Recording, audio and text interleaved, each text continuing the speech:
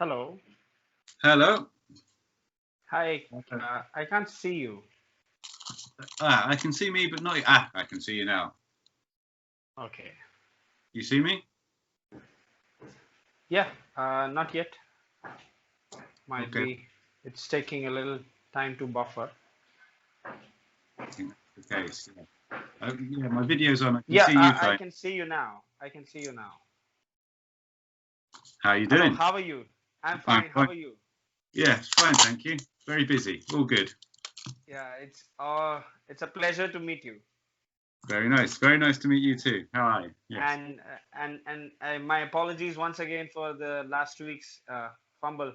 The whole technical thing had crashed down. These things happen. You've had floods and all sorts, haven't you? Yeah. So how has it been out there in your city? Is everything fine? Yeah, I'm actually in South Devon in the countryside, so I'm not in the city anymore. I used to live in Bristol, but now down in the Okay. and it's been a good place for the lockdown, for restrictions. Okay. Yeah. Yeah. Okay. So you mind if I start now? Please do. Yep, go ahead. Okay. So I'm sure you've got all the questions which I sent you. Did you have time to read them? Yes, I've been through them. Yeah, if you ask away, we'll go through all of that. Okay, we'll start with the flow now. Hello, Dion. I'm Dr. Abhishek Joshi from India, and we are very pleased to call you in our club, which is Homeopathic Rapid Readers Club.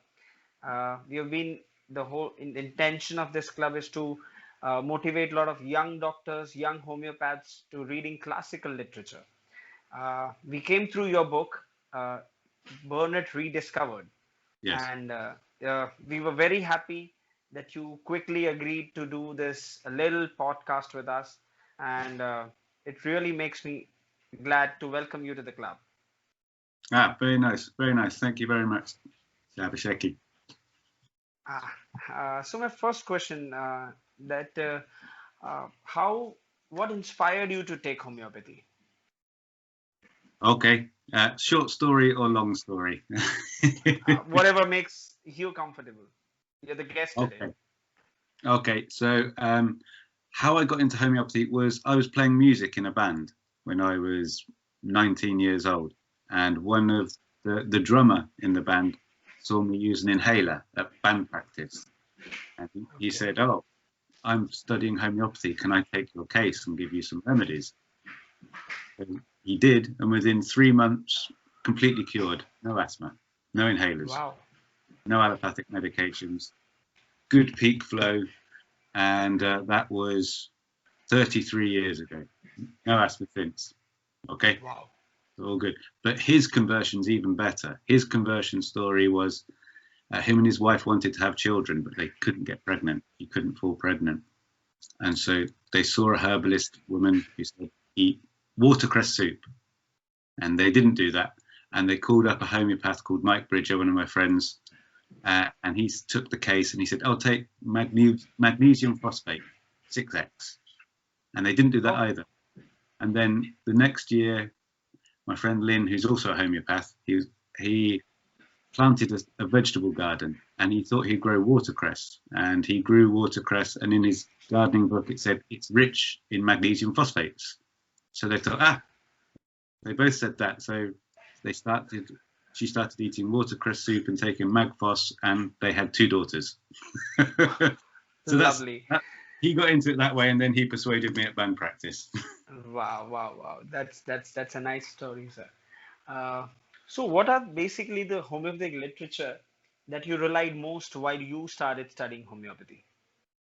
Yes, I started training in 1989, and before then I was reading some of the books, but I latched on to James Crompton Burnett immediately and really enjoyed him. I don't know if I've got one next to me now.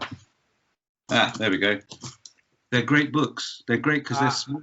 I put them in my book and go on the train, and I could read them on the bus and on the train going to college.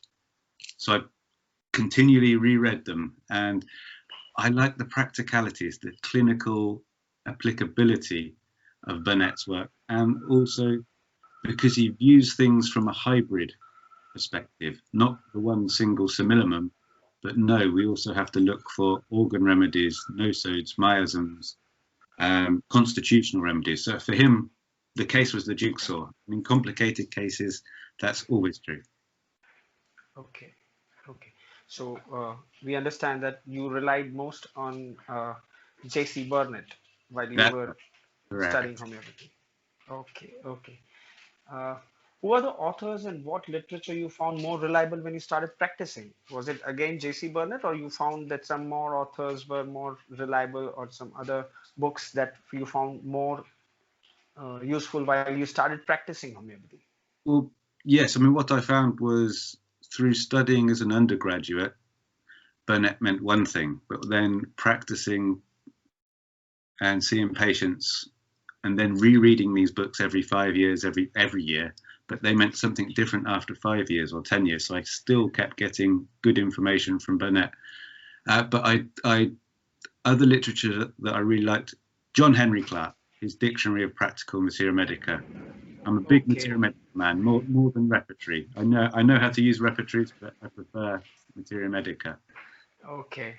Borica, Fatak, Nash's Leaders, Kent's Materia Medica. These I use in preference to repertorization in many instances. And then contemporary. Paul Herskew, Robin Murphy, Jonathan Shaw, these type of authors I read now. And Okay. You read now. yeah. Okay. Uh, what do you, I can see a big library behind you. What are the non-homeopathic books that you love to read? Okay. I'm big into astronomy. I read lots of books on astronomy and Wow. cosmology and dark matter and black holes. So I like that, and we're a good location for seeing the stars. So constellation spot. Wow, that's quite interesting. And I'm a big gardener. So I read lots of books on gardening. But for Okay. pleasure, and I picked this one out especially, I like Sherlock Holmes, Huh. the Conan Doyle, and I like murder, mystery, crime books as well. So yeah, P.D. James, Conan Doyle, and look, similar size to Burnett, yes. Yes, similar size to Burnett. Put it Quick into your reading. pocket and go on the train. Good book. Yes. So you cover both the ends. One is you love sky, and the second is you love earth. It's true. It's true. Yes. Yes, yes, yes. So, what is that special thing about Burnett that made you write again about Burnett? What was that? What did that thing click by um, Burnett? it was how useful his thoughts were in practice, intensely practical. So I found that his ideas were verified in clinic. What he said rang true, but also, you know, he's not restricted by anything. He would make up his own rules, and if one thing didn't work, he was experimental, just like Hahnemann. So, you know, it's not to say, oh, this doesn't work. It's let's try it from a different angle. So Okay. yeah, that applicability to clinical therapeutics.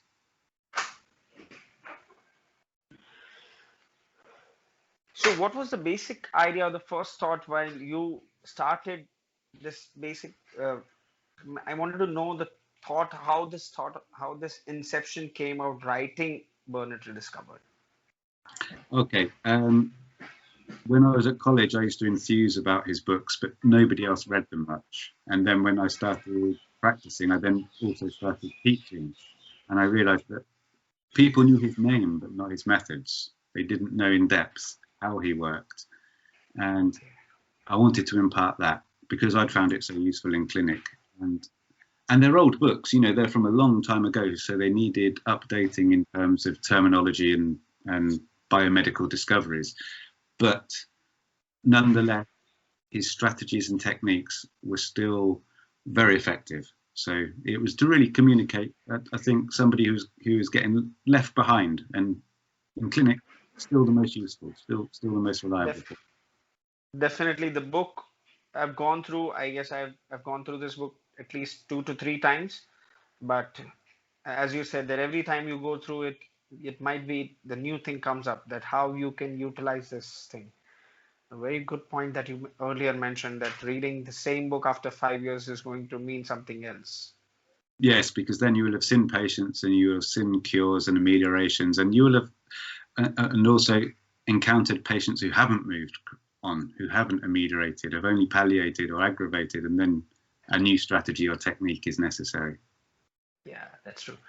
Okay, so not taking much of your time, coming to my last question. Any message to my young readers, to my club members, to my all? You're not there on social media. I saw you everywhere. You're not there anywhere.